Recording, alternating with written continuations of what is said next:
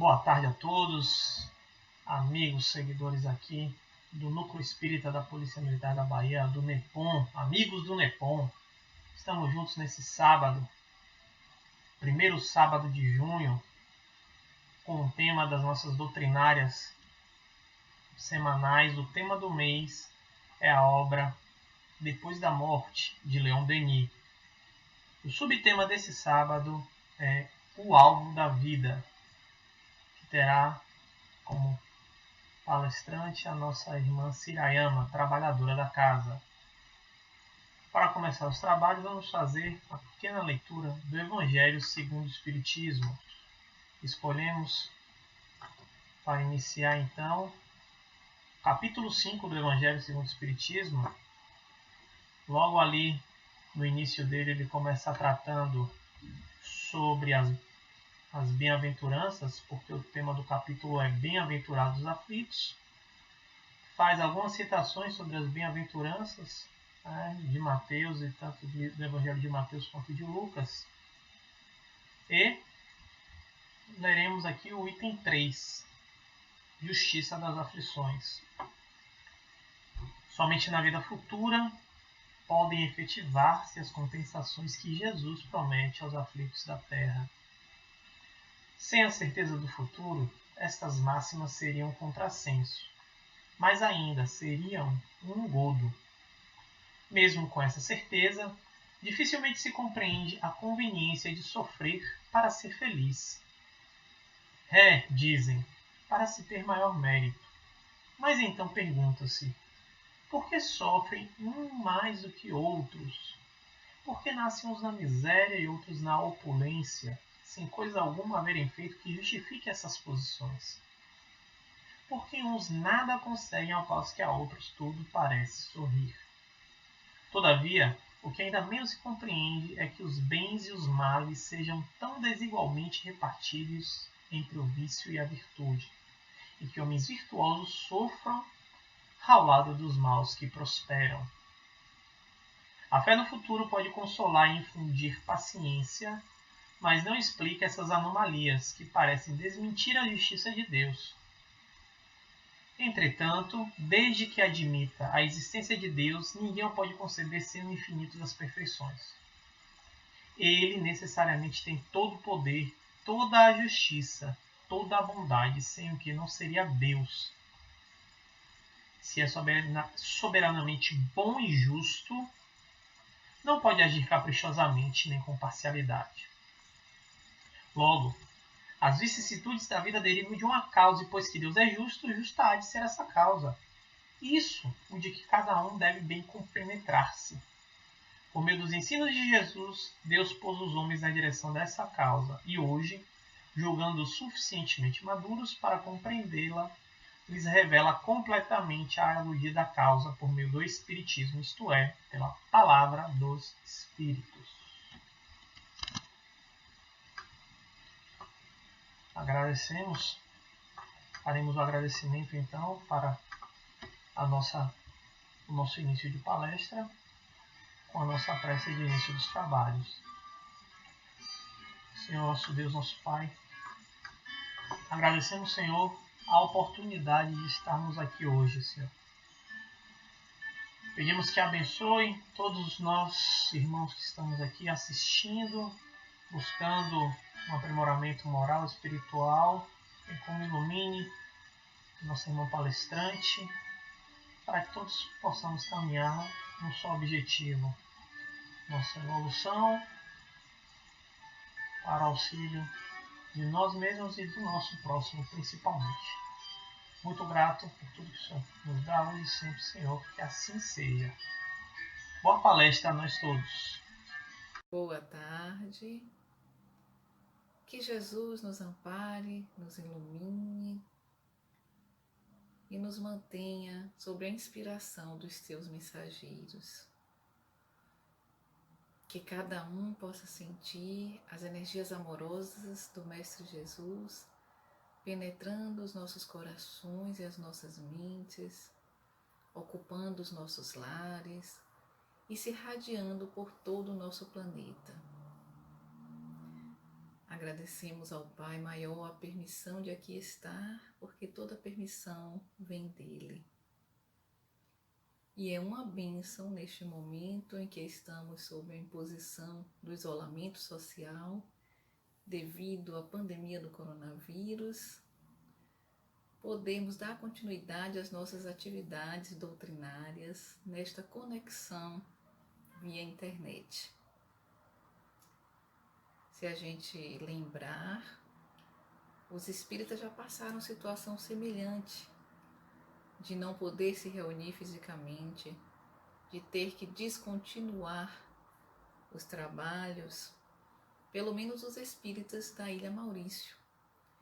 Como está relatado na Revista Espírita de 1867, Kardec recebia cartas desses irmãos espíritas dessa localidade, contando que, devido a uma epidemia que estava ocorrendo, eles não tinham a possibilidade de se reunir, de se encontrar, de dar continuidade ao trabalho. Grupos que já estavam ficando coesos tiveram que descontinuar as atividades por conta dessa epidemia. E aí a gente pensa, isso em 1867, esse relato. Naquela época não havia essa conexão de internet que nos beneficia no momento. Não havia nem o telefone. Então, como terá sido para os nossos confrades daquela época, né? E hoje nós estamos aqui com todo esse aparato, com a conexão virtual, telefone à vontade, videoconferências. Então nós temos muito que agradecer e principalmente aproveitar para trabalhar, usar os recursos que nós temos em mãos. Porque cada época, cada geração tem que aproveitar bem os seus recursos, não é? Nós lembramos aqui das cartas de Paulo de Tarso. No momento era o que tinha, eram as cartas. Se já houvessem as videoconferências, né, as filmagens de vídeos, provavelmente Paulo teria mandado um vídeo à igreja de Éfeso, à igreja de Corinto, à igreja de Filipe, né? Então ele usou o recurso da época. Nós também temos que fazer bom uso dos nossos recursos. Então, para isso, para contribuir com esse bom uso, estamos aqui hoje para continuar as atividades doutrinárias do NEPOM, Núcleo Espírita da Polícia Militar. Nesse mês de junho, nós estamos começando com o tema central, Depois da Morte, de Leon Denis. Esta obra maravilhosa que vale a pena ser lida.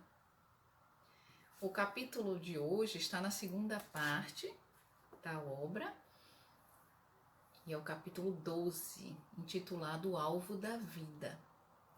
Mas eu queria falar um pouquinho antes de Leon Denis, que foi esse grande divulgador da doutrina espírita, muitas vezes chamado de defensor do espiritismo, de consolidador do espiritismo, porque exerceu essa função em certas ocasiões, em vários congressos que participou.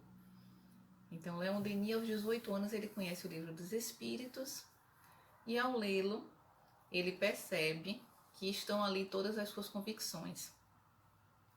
Pouco tempo depois, ele assiste a uma conferência do mestre Allan Kardec, como ele se referia a Allan Kardec, o mestre. Então, Allan Kardec vai na cidade onde Leon Denis morava e faz uma conferência. Aqui ele assiste. Depois disso, ele se entrega com todas as potências de sua alma ao estudo e à divulgação da doutrina espírita. Esse livro, Depois da Morte, foi lançado em 1890 e nós temos algumas curiosidades, alguns fatos interessantes. Lembrando, retornando um pouquinho, essa questão de Leon Denis, que ele leu o Livro dos Espíritos e se converteu à doutrina espírita. O mesmo aconteceu com o Dr. Bezerra de Menezes, que conhece o Livro dos Espíritos e, ao lê-lo, também se torna espírita, um grande divulgador e trabalhador da doutrina espírita também. E A curiosidade a respeito do livro Depois da Morte é que ele foi o primeiro livro espírita lido por Eurípides Barçanufo, outro grande apóstolo do espiritismo, lá de Sacramento. Então, se a gente lembrar aquele episódio em que Eurípides Barçanufo está conversando com o tio, senhor Mariano, que era espírita, e Eurípides ainda católico, questionava o tio sobre as ideias espíritas, querendo demovê-lo dessa ideia, e o tio vai conversando com ele, mas a uma certa altura, o tio diz a ele que não tem condição cultural de conversar com ele, mas conhece quem tem. E aí vai lá e pega o livro Depois da Morte de Leon Denis e empresta ao sobrinho. Isso era uma noite que eles estavam conversando e Eurípides começa ali a ler o livro Depois da Morte e lê durante toda a noite. E daí começa a sua conversão ao espiritismo, porque ele vê muita lógica em todas as ideias que estão ali no livro e acaba ficando com o livro do tio, que antes era emprestado. Logo pela manhã o tio doou a ele o livro, já que ele estava gostando tanto, e ele foi reler, reexaminar, e daí em diante foi a sua conversão à doutrina espírita. Então, a gente lembra quando os espíritos dizem, né, que a fácil aceitação das ideias espíritas fala a favor de um conhecimento prévio, de um contato prévio.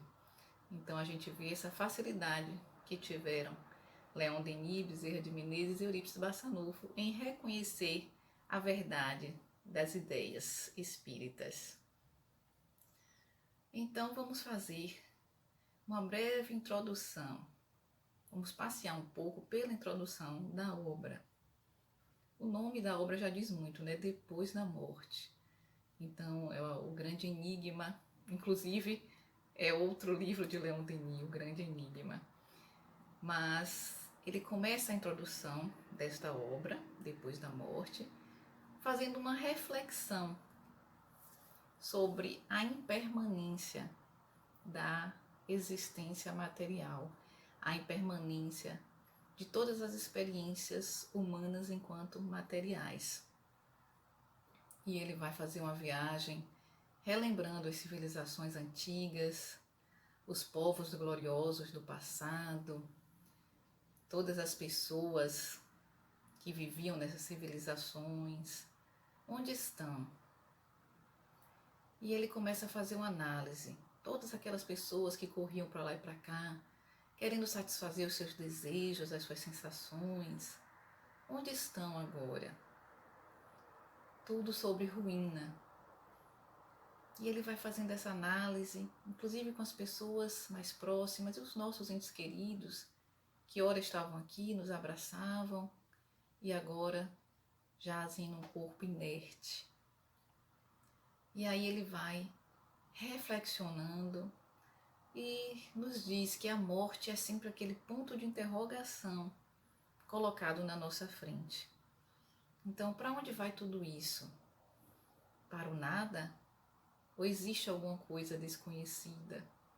Então é esse o questionamento que ele faz, né? Que o homem faz, e ele retrata na introdução desse livro. E ele fala que o homem pergunta à ciência, pergunta à religião, mas nem a ciência nem a religião respondiam com algo que satisfizesse o coração e a razão. E ele vem trazer nesse livro justamente o que ele agora encontra as respostas, onde agora ele encontra as respostas. E aí ele vai dizer na introdução, depois dessas reflexões, dos questionamentos humanos, ele diz assim: entretanto, existe uma solução para esses problemas. Solução melhor, mais racional e mais consoladora que todas as oferecidas pelas doutrinas e filosofias do dia. Tal solução repousa sobre as bases mais sólidas que conceber-se possa, o testemunho dos sentidos e a experiência da razão. E aí ele continua dizendo que nesse momento em que o materialismo atingia o seu apogeu, espalhando por toda parte a ideia do nada, surge uma crença nova, apoiada em fatos. Ela, no caso essa crença, oferece ao pensamento um refúgio onde se encontra afinal o conhecimento das leis eternas de progresso e de justiça. Então ele vem apresentando a doutrina espírita, trazendo as respostas para esses questionamentos humanos. E ele diz também, é essa doutrina que oferecemos aos pesquisadores de todas as ordens e de todas as classes. E aí ele fala que se sente na obrigação, no dever de divulgar essa doutrina. Ele fala que acreditamos nosso dever resumi-la nestas páginas, na intenção daqueles que estão cansados de viver como cegos, ignorando-se a si mesmos, daqueles que não se satisfazem mais com as obras de uma civilização material e inteiramente superficial, mas que aspiram a uma ordem de coisas mais elevadas. Então ele vem apresentando todo esse pensamento mais elevado que a doutrina espírita traz ao ser humano. Então, adentrando ao nosso capítulo específico do dia de hoje, o alvo da vida, Leon Denis vai dizer que desde que temos esses conhecimentos, não devemos mais procurar satisfações materiais, porém trabalhar com ardor pelo nosso adiantamento. Então ele vem nesse raciocínio da finitude da matéria, que tudo aqui na matéria tem o seu prazo de validade e vai se extinguir. Então por que nós vamos ficar apostando apenas nas satisfações materiais, juntando tesouros que a traça corrói e que o ladrão rouba? Quando o nosso mestre nos ensinou, nos alertou que amontoássemos tesouros no céu, onde a traça não corrói e o ladrão não rouba. Então, Denis vai fazer essa avaliação, seguindo o seu raciocínio, que nós devemos trabalhar pelo nosso adiantamento espiritual. Então, ele vai dizer qual é o nosso alvo de vida, qual é o objetivo de nossa vida. Correr para lá e para cá, juntar bens materiais, querer cada vez mais os bens materiais, a satisfação dos nossos sentidos, o gozo material, será esse o objetivo de nossa vida? Então, como ele está olhando de um ponto de vista agora mais alto, o ponto de vista da doutrina espírita, o ponto de vista espiritual, ele vai nos dizer: o supremo alvo é a perfeição. O caminho que para lá conduz é o progresso. Estrada longa que se percorre passo a passo. À proporção que se avança, parece que o alvo longínquo recua, mas em cada passo que dá, o ser recolhe o fruto de seus trabalhos, enriquece a sua experiência e desenvolve as suas faculdades. Vamos tentar entender o pensamento de Leon Denis nesse parágrafo, quando ele diz: o supremo alvo é a perfeição. Aí lá no Livro dos Espíritos, na questão 132, quando Kardec perguntou qual o objetivo da encarnação, os espíritos responderam: Deus lhes impõe a encarnação com o fim de fazê-los chegar à perfeição. Então está aí o estabelecimento do nosso supremo alvo, que é a perfeição. Mas para que chegarmos à perfeição? Por que a inteligência suprema do universo teria colocado como meta para sua criatura a perfeição? Se a gente for lá no livro Céu e Inferno, que é o 4º livro da codificação kardeciana, na parte do Código Penal da Vida Futura, no 2º parágrafo, nós vamos ler a seguinte afirmação: a completa felicidade prende-se à perfeição. E diz também: toda imperfeição é, por sua vez, causa de sofrimento e de privação de gozo. Então a gente vê como nós somos criados para a felicidade, Nós vamos conquistar essa felicidade à medida que conquistamos a nossa perfeição. Porque toda imperfeição é causa de sofrimento e de privação do gozo, ou seja, da felicidade. Então, qual o caminho que nos leva a essa perfeição? Continuando aqui o raciocínio de Leon Denis, o caminho que para lá conduz é o progresso, estrada longa que se percorre passo a passo. Então, a doutrina espírita nos explica que nós somos criados simples e ignorantes e que vamos percorrer as fileiras das reencarnações para nos instruirmos nas lutas e tribulações da vida corporal. Então, é passo a passo. A cada reencarnação, aprendemos, crescemos, conhecemos, descobrimos as nossas potencialidades e vamos dando um passo em direção à perfeição. E nessa estrada somos todos iguais. Não há privilegiados nem deserdados. Denis nos fala, nesse sentido, somos livres, é verdade, livres para acelerar ou para afrouxar a nossa marcha. Livres para mergulhar em gozos grosseiros, para nos retardarmos durante vidas inteiras nas regiões inferiores. Mas, cedo ou tarde, acorda o sentimento do dever. Vem a dor a sacudir-nos a apatia e forçosamente prosseguiremos a jornada. Então, nós temos a escolha, sim, de caminhar mais devagar. Mas, em um determinado ponto, a lei divina nos impulsiona. Nos impulsiona através dos obstáculos que temos que vencer, através das dores que nos atingem e que nos faz descobrir em nós mesmos a força para vencê-las. E aí a gente muda a nossa concepção de dor. A gente acha sempre que a dor é algo ruim, é um castigo. Não. A dor não tem um caráter punitivo. A dor tem um caráter educativo. E ela é necessária para o nosso crescimento. Se a gente comparar, vamos dar exemplos físicos para que a gente possa visualizar melhor como a dor é benéfica. Se eu coloco a minha mão no fogo e eu não sentir dor, eu vou deixá-la queimando e perco a minha mão. Ao passo que no momento que eu sinto dor, eu retiro e a protejo e preservo a minha mão.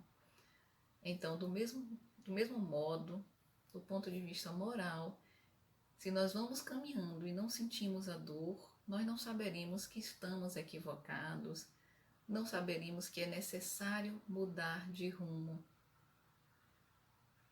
Então, a dor é uma bênção que Deus envia aos seus eleitos, como nos diz um espírito amigo em O Evangelho segundo o Espiritismo, lá no capítulo Bem-aventurados misericordiosos, no item A Paciência. E às vezes a gente não entende como a dor pode ser uma bênção. É justamente por isso, porque ela nos ajuda a desabrochar em nós as nossas potencialidades, ela nos impulsiona ao crescimento. Então a nossa sociedade precisa muito mudar o conceito de dor. Estamos numa sociedade que muitas vezes a gente não quer sentir dor, a gente quer apenas o prazer. Sim, o prazer também é necessário no nosso crescimento, mas não apenas o prazer. A dor é tão importante quanto. Então, numa sociedade como hoje, que nós queremos tudo mais fácil, tudo sem dor, o esforço é muito ruim, eu preciso de alguma coisa imediata, não quero fazer o esforço, não quero consumir o tempo que me ajuda a conquistar algo, eu quero logo tudo mais fácil. Nós temos que mudar essa concepção. A dor é necessária, o esforço, o trabalho, é um burilamento do ser. E naquele esforço que você está fazendo, você está crescendo. Então temos que ter uma aceitação melhor das coisas que nos chegam. Porque, como diz o nosso apóstolo Paulo, em carta aos Romanos, Romanos 8, 28, ele diz: sabemos que todas as coisas cooperam para o bem daqueles que amam a Deus. Então, quem são aqueles que amam a Deus? todos nós, os seus filhos, mesmo aqueles que ainda não têm consciência desse amor, porque nós sabemos que terão sim essa consciência do amor ao nosso Criador. Então todas as coisas cooperam para o bem, mesmo que pareça neste momento ruim, está cooperando para o bem. E a gente vai lá no Evangelho segundo o Espiritismo novamente e vemos como eles nos ensinam que para julgar uma coisa é preciso ver a sua consequência. Então uma coisa pode me parecer muito boa neste momento, mas tem uma consequência trágica. E aí a gente vê que realmente ela não foi boa. E ao contrário, algo que possa nos parecer no momento ruim tem uma consequência ótima. Então foi uma coisa boa. Então, neste momento mesmo que estamos vivendo, a pandemia planetária, nós podemos estar sofrendo, dizendo, está doendo, é ruim. Mas e as consequências que estão advindo de todo este momento? Será que não vai fazer a gente mudar? Então, nesse momento, acontece muita coisa boa, muita coisa ruim. Que nosso mundo é relativo, né? De um ponto de vista, existem coisas boas e coisas ruins, dependendo do nosso ponto de vista. E esse assunto, o ponto de vista, é maravilhosamente tratado também em O Evangelho segundo o Espiritismo, no capítulo Meu Reino Não É Deste Mundo, é o segundo capítulo do Evangelho segundo o Espiritismo. E ele vai nos mostrar, quando a gente olha as coisas do ponto de vista material, tudo aqui nos dói muito, nos faz sofrer muito, porque é como a criança que está perdendo um brinquedo. E quando a gente olha a vida, os problemas da vida do ponto de vista espiritual, a gente está olhando de mais alto, então tudo parece menor. E a gente vai adquirindo mais força para passar por tudo isso, porque estamos vendo de um ponto de vista mais alto, o ponto de vista do Espírito, que sabe que tudo coopera para o bem, que sabe que todas as vicissitudes terrenas são para o seu próprio crescimento. Sabe que a matéria tem a sua validade, mas que o espírito é imortal e está percorrendo essa carreira em direção à perfeição. Isso é confortador, isso nos ajuda a caminhar, nos dá alegria até nos momentos mais difíceis, porque nós sabemos que tudo tem um propósito. Deus é a inteligência suprema, então nada se faz no mundo sem um propósito e sem um propósito digno e nobre. Porque a inteligência suprema planeja e planejou exatamente o de que nós precisamos para crescer, para sermos felizes. Temos que ter essa confiança. Então, quando a dor vem, é para nos sacudir, nos tirar do nosso comodismo, nos mostrar que somos mais fortes e que podemos mais. Continuando aqui um pouquinho, porque Leon Denis diz aqui, estão banidas do mundo as ideias de paraíso e de inferno eterno. Então, com as ideias que a doutrina espírita nos traz, as explicações, não se aceita mais as ideias do paraíso ou do inferno eterno. Né? Nós somos seres que vamos nos construindo nessa longa caminhada. E somos responsáveis por nós mesmos nessa caminhada. Então ele diz assim, nesta imensa oficina, só vemos seres elevando-se por seus próprios esforços ao seio da harmonia universal. Então ele chama o planeta Terra dessa imensa oficina. E aí eu lembro de Emmanuel, o benfeitor Emmanuel, que nos diz que nós estamos aqui em concerto. Estamos aqui no planeta Terra sendo consertados, espíritos em concerto. E é bom, graças a Deus, que nós estamos aqui na oficina e o dono da oficina é Jesus, porque ele tem todos os instrumentos para nos consertar, para burilar as nossas arestas. E aí Denis continua. Cada qual conquista a sua situação pelos próprios atos, cujas consequências recaem sobre si mesmo, ligam-no e prendem. Então, quer dizer, ele vai chamando aqui para a nossa responsabilidade. A consequência dos nossos atos recai sobre nós mesmos, não é? Então, nós temos a possibilidade de crescer, nós respondemos por todos os nossos atos E aí, voltando lá ao Código Penal da Vida Futura, no 4º parágrafo, vai resumir esta ideia, vai resumir com profundidade. Em virtude da lei de progresso, que dá a toda alma a possibilidade de adquirir o bem que lhe falta, como de despojar-se do que tem de mal, conforme o esforço e vontade próprios, temos que o futuro é aberto a todas as criaturas. Deus não repudia nenhum de seus filhos, antes recebe-os em seu seio à medida que atinge a perfeição, deixando a cada qual o mérito das suas obras.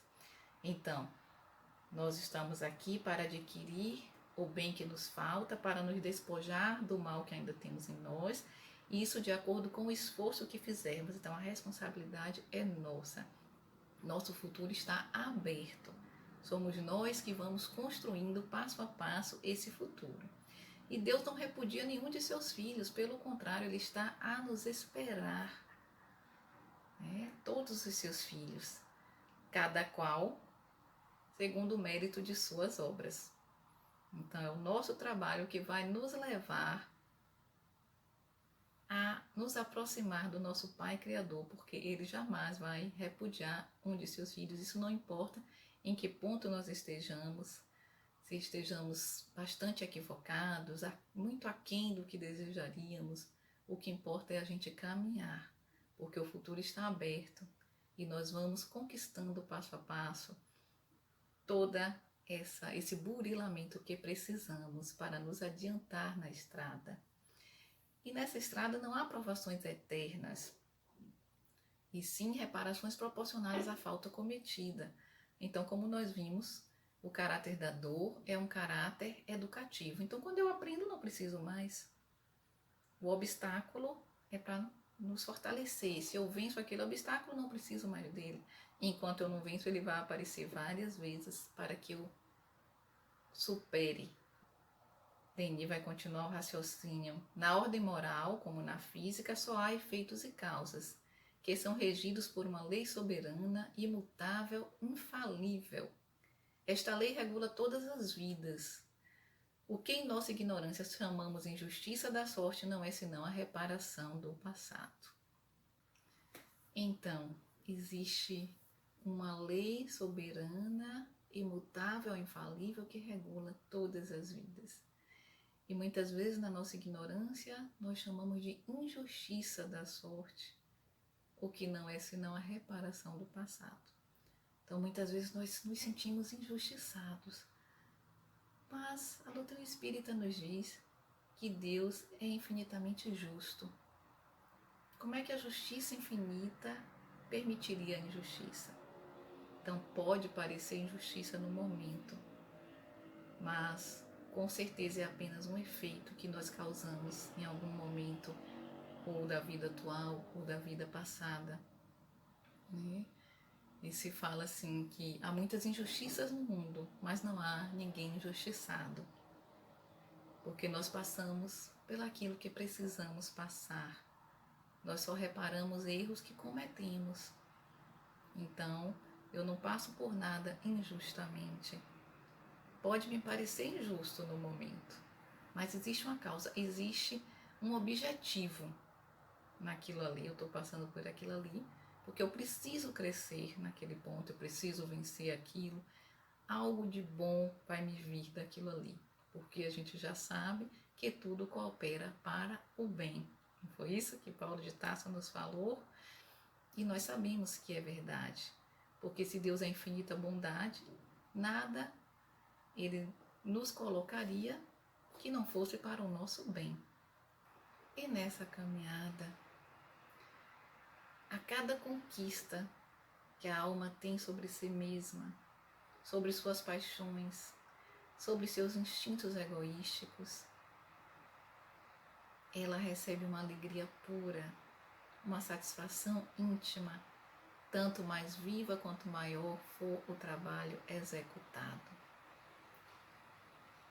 Eu resumi aqui um pouco as palavras de Leon Denis nesse trecho, que é totalmente concordante com o Código Penal da Vida Futura, quando ele nos fala que dando um passo para o bem, sente imediatamente benéficos efeitos. Então, a cada conquista, nós já recebemos a nossa recompensa, que é o efeito benéfico. E cada ser, chegando a possuir-se em sua razão e em sua consciência, torna-se o artífice dos próprios destinos. Constrói ou desmancha à vontade as cadeias que o prendem à matéria. Então, quando a gente chega nesse momento da razão e já temos consciência do processo a que estamos submetidos, nós caminhamos mais rápido. Nós nos tornamos os nossos próprios escultores, o artífice dos próprios destinos, como fala Leon Denis. E aqui, então, a gente vê a questão das nossas vidas. Como a gente estava falando, a lei de causa e efeito, nós reparamos os erros que cometemos e nós somos beneficiados a cada conquista do nosso ser. Então, Denis fala, a vida atual é consequência direta e inevitável das nossas vidas passadas, assim como a nossa vida futura será resultante das nossas ações presentes, da nossa maneira de viver. Então, essa é a boa notícia, que agora nós estamos fazendo escolhas que se refletirão no futuro, na nossa vida futura. A alma reencarna com todo o seu aprendizado, com os seus defeitos, para prosseguir a caminhada. Todos os tesouros que foram acumulados no passado retornam conosco. E os nossos defeitos também, para que sejam trabalhados. Então, está em nossas mãos construir a nossa vida futura. É agora o momento de nossas escolhas, de nossas boas escolhas. Se fizemos escolhas erradas no passado, já não podemos mudar, podemos aqui corrigir, reparar, mas podemos mudar daqui para frente. Podemos escolher melhor agora, nos visualizar mais como espíritos imortais, tentar entender aquilo que nos chega como algo que coopera para o nosso bem, algo que está pedindo para que cresçamos em direção à nossa perfeição. E à medida que a gente vai se purificando, as percepções vão aumentando. E aí Denis fala aqui poeticamente, porque a linguagem de Leon Denis é poética, né? De tão bela. Ele diz tudo o que nos encanta em seu estado presente, no caso tudo a alma, né? Tudo o que nos encanta em seu estado presente, os dons do talento, os fulgores do gênio, tudo isso nada é comparado ao que um dia adquirirá quando tiver atingido as supremas altitudes espirituais. Então, olha o quanto nós precisamos de desenvolver. O maior desenvolvimento que a gente esteja vendo no momento aqui ainda não é nada quando comparado ao que nós podemos atingir. E aí, Denis vem falar, eis aí o céu prometido aos nossos esforços. Então aí é o coroamento dos nossos esforços, de toda a caminhada. O céu não está longe de nós, mas sim conosco. Como Jesus nos disse, o reino de Deus está dentro de vós. Então é quando nós vamos nos purificando e crescendo que nós vamos sentindo essa felicidade íntima, essa grandeza, essa paz interior. Esse sim é o reino dos céus que está dentro de nós. E é essa a nossa busca, construir esse reino de Deus dentro de nós. O reino de paz, de harmonia, que não se abale com a guerra exterior, mas que já seja construído com base firme dentro de nós. Então, meus irmãos, é exatamente isso que nós precisamos fazer agora. Lembrar que somos espíritos imortais, que a experiência que estamos passando é para o nosso crescimento, para a nossa felicidade. Isso vai nos dar força para superar todo e qualquer obstáculo. E eu quero terminar com um trecho de Leon Denis, de outra parte do livro, não é desse capítulo que nós estudamos hoje, mas que completa essa ideia e todo esse momento que a gente está passando, todo esse percurso que a alma faz na sua trajetória evolutiva. E é o consolo que a doutrina espírita nos traz.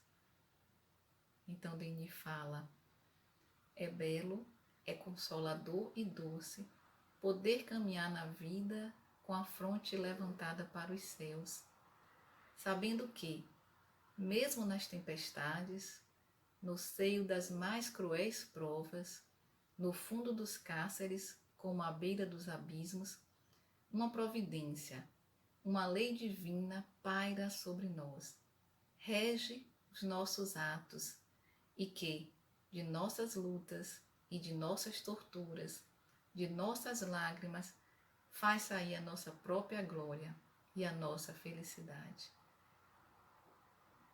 Então é maravilhoso saber que tudo que vem até nós é para o nosso bem e que de toda nossa lágrima sairá o brilho de nossas almas, porque o nosso Pai Criador, que rege o universo, e o nosso Mestre Jesus está no leme dessa grande embarcação que é a Terra. Portanto, tenhamos a confiança e a alegria de estar aqui, passando por todos esses momentos, unidos, firmes e fortes, sabendo que os mensageiros do nosso Mestre Jesus nos envolvem, nos ajudam, trabalham conosco em todo esse processo, nos sustentam durante todos esses momentos, estão conosco, torcendo para que sejamos fortes e persistamos até o fim. Então, que a paz do Mestre Jesus, aquela paz que excede todo o entendimento. Eu gosto muito dessa parte porque Paulo de Tarso enxergou essa paz, que ele não entendia, todo o intelecto dele, todo o entendimento não abarcava, mas ele via essa paz em Estevão, em Pedro, nos apóstolos com que ele se encontrou e que passavam momentos difíceis, mas mantinham a paz. Que possamos também manter essa paz que excede todo o entendimento. Que ela esteja presente em nossos corações, hoje e sempre. Um abraço a todos e muito obrigada pela atenção. Que Deus nos abençoe, nos proteja e nos guarde e nos lembre que estamos sobre a sua proteção hoje e sempre. Que assim seja.